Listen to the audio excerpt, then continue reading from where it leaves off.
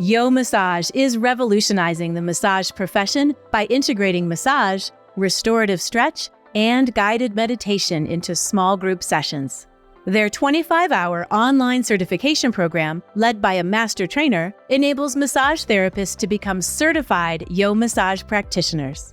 This program also teaches powerful mind-body connection techniques and trauma-informed principles to enhance your massage practice. Visit yomassage.com to register. ABMP podcast listeners receive 20% off online courses with the code ABMP20.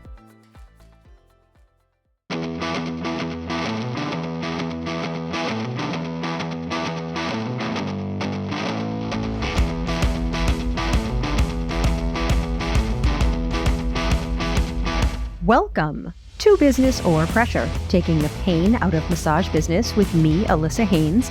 This is your no-nonsense guide to building a happy, sustainable massage therapy business.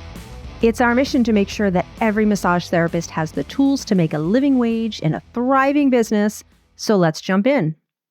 This episode, we are talking about how to run a spending freeze.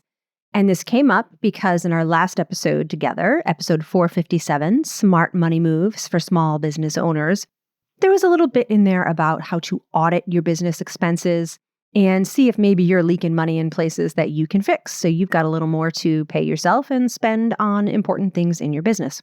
One of the ways to kind of reset your business finances is to have a spending freeze. And this is a set period of time, typically a month, but you get to decide what your period of time is, where you only make absolutely necessary expenditures in your business. So the bills that absolutely have to be paid or people come after you, so like rent and utilities, but you don't make any non-essential expenditures in your business for, let's just say, a month.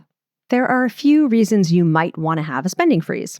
First, when you're only spending on your absolute necessities, you're automatically going to save a little bit of money that month, so that can be nice.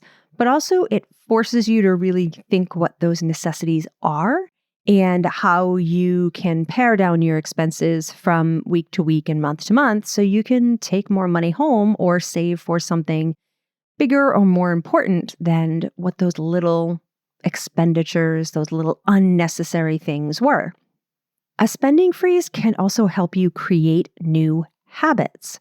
You may or may not have less than stellar spending habits in your massage business. For me, I really like new massage stuff. And if I'm not paying attention, I will spend too much money on new warm pillows a couple of times a year when I don't really need them. Or a new essential oil scent that will, of course, absolutely change the lives of my clients and improve the entire massage experience start to finish. Spoiler, it never really does. Or I'll get super bored with my curtains or the art in my office or my linens, and I will spend money unnecessarily without being super intentional about my spending. And when you can change those habits that perhaps aren't serving you or just aren't serving you anymore, you allow yourself to save more money. And that might be saving for vacation pay or sick pay, or to pay yourself a bonus every quarter, or to just bring home more money every week or month, or to spend on something that could really improve your work and your practice, like an electric table or paying a bookkeeper to take certain things off your plate. My reasons can't be your reasons. But in general, a spending freeze is going to force you to be super intentional with your spending. Now, the pitfall here is that when we talk about money and we talk about a spending freeze and when we talk about reassessing our expenditures, it can be real easy to fall into a place of judgment, good or bad, righteous or irresponsible. A spending freeze cannot be an exercise in judgment. It cannot be an exercise in denial or scarcity or virtue. Your budget and your money, at their core, are morally neutral. There is no good, there is no bad. It simply is. People who prep their meals are no more righteous than people who get all their meals served to them through their car window. People who have an office cleaning crew are not less worthy than those people who scrub their own office toilets. It's really, really important to avoid these kinds of judgments in money And they're built into us. So I say it's important to avoid them with the acknowledgement that no one's going to fully avoid them. Being intentional about our spending is a values decision. It doesn't need to be judgment. It can be looking at what we've been doing, deciding if it serves us, or if we need to make an adjustment based on who we want to be moving forward. We also don't want a spending freeze to be a challenge that encourages overspending in the months before and after to compensate for lower spending in your freeze. If you need toilet paper for your office, you should buy toilet paper for your office. And if it's cheaper to get the 12-pack versus a 4-pack that'll get you through the month, it's fine to get the 12-pack. Sometimes we go into challenges or bookkeeping or any kind of rethinking in our business with a very black and white view. And that's not what this should be. This needs to be flexible and intentional. We want to reduce and reconsider anything non-essential and make room for the essentials along with your personal savings or payment goals or whatever you want to do with some money that you can find when you rethink your finances. So how do you actually execute a spending freeze? First, you got to make a plan. You got to make a list of your absolutely necessary expenditures. Rent, utilities, if you have a professional renewal or insurance payment coming up or a licensure renewal happening in that month, you got to make a plan for it. Make this list. And then there are the realistic extras. Because again, this doesn't need to be a practice in utter denial and scarcity. If you have a lunch date planned with a colleague, you should not cancel your lunch date so that you're not spending money on lunch. That's silly. But you get to decide what's silly and what's not. So you take your absolutely necessary expenditures and maybe add any realistic extras that could come up, and then think through, where are you going to go off the rails? What are your budget weaknesses? When you scan through the last month or two of expenditures, what do you see that you could have probably avoided? Can you build in a solution for that? If you get wooed by every email that some product company sends you, maybe make a decision to not open those product emails for the month of your spending freeze. What is a solution that you can build in? Can you adjust your email settings so that anything that comes to you from whatever popular massage vendor gets routed into a separate mailbox so you don't look at it? Whatever it takes, whatever you need to do to compensate for your weakness.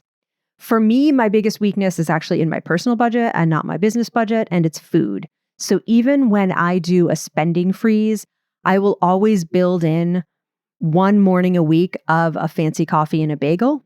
And actually recently I switched it to just every other Saturday. I work alternating Saturdays, and nowadays I just get the coffee and bagel on that Saturday that I work, but I don't ever get food on the way to work any other day now. So in theory, is that fancy coffee and a bagel an absolute necessity? No, but it's a realistic extra that is going to keep me from being in a place of denial and then going completely off the rails. And also, what are your strengths? What are you really good at? Are you really good at going through all your cabinets and drawers and using up every little bit of massage oil that you have from several disparate little bottles that just have a treatment or two left in each of them? Use that. Use up your stuff. Go through your cabinets. And after you consider your strengths and your weaknesses, what are you doing this for? What is your mantra? And it could be something like, for me, creating a sick pay savings account is more important than trying this new essential oil. Or having 2 months of office expenses in the bank is more important to me than upgrading my Spotify account. You get to decide why you are doing this, why you are thinking this through, and why you're going to have a month of very intentional and necessary spending. I found with this kind of challenge, you want to make a plan for your check-ins. So actually put in your calendar 15 minutes for your money check-in, whether you do this daily or just 3 times a week or just on your work days. And you get to decide what works for you. For me, I would want to do my money check-in first thing in the morning before I start with clients. You might want to do it during your lunch breaks. Somebody else might want to do it on the morning that they don't have any clients and they do all their bookkeeping. But I do think it's really important to make a plan ahead of the beginning of the month and schedule in little 15-minute appointments with yourself to look at the spending since the beginning of the month and make any notes about what you might want to change moving forward when you get back into some regular spending. And that's it. It can be easy or it can be complicated to have a 1-month spending freeze. It depends on your personality. It depends on your approach to money.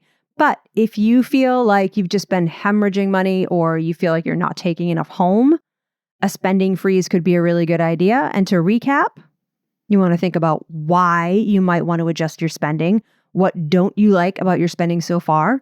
Or what might you want to be saving for? You want to make a list of what the absolutely necessary expenditures are, and also a little list of the realistic extras that you know you're going to need to give yourself. You want to think through what your weaknesses are in your spending and what your strengths are in handling the money in your business, and make them work for you. And make some appointments with yourself so you can track your spending and think about how you feel about that and may want to make some adjustments in the future. Enough about money. Today's high five is to my friend Sakina because we had this conversation about linens the other day. And we all know that in your massage business, you can have too few sheets, not enough sets of linens. And then you find yourself like rushing with the laundry and having to get things done at a certain time, or maybe having to run home during lunch to get sheets that were in the dryer. But what we were talking about the other day is that you can actually have too many sheets. If you have too many sets of sheets, they can end up sitting around while they're dirty because you have plenty of sheets to use and you're not in a hurry to get your laundry done. And they can also end up sitting around for a long time clean between washes. And that can be not so great for your sheets, even if you're using a really good quality sheet and even if you're using a really good quality or water dispersible massage product. Over time, your sheets are going to get a little funky. There will be some buildup of product in between the fibers of your sheets. If those linens sit around too long before they're washed, they're not going to get as clean. If they sit around clean with a long time between washes, there's a greater chance that that product in there is going to go rancid and your sheets are going to age a little faster. If you've had any kind of laundry problems, keep in mind that maybe you don't have the right number of sheets. Maybe you have too many and they've been sitting around too long. That's it. Turns out you can have too many sets of massage linens. If you have a question about running your massage business or an idea for an episode, reach out via email at businessorpressure@abmp.com. You can also find me over at deepbreathdigital.com. Make sure you're subscribed to ABMP's podcast so you don't miss anything. There is so much to learn about building and maintaining a massage business. We're going to help you be successful. I'll meet you right back here for the next episode. I can't wait.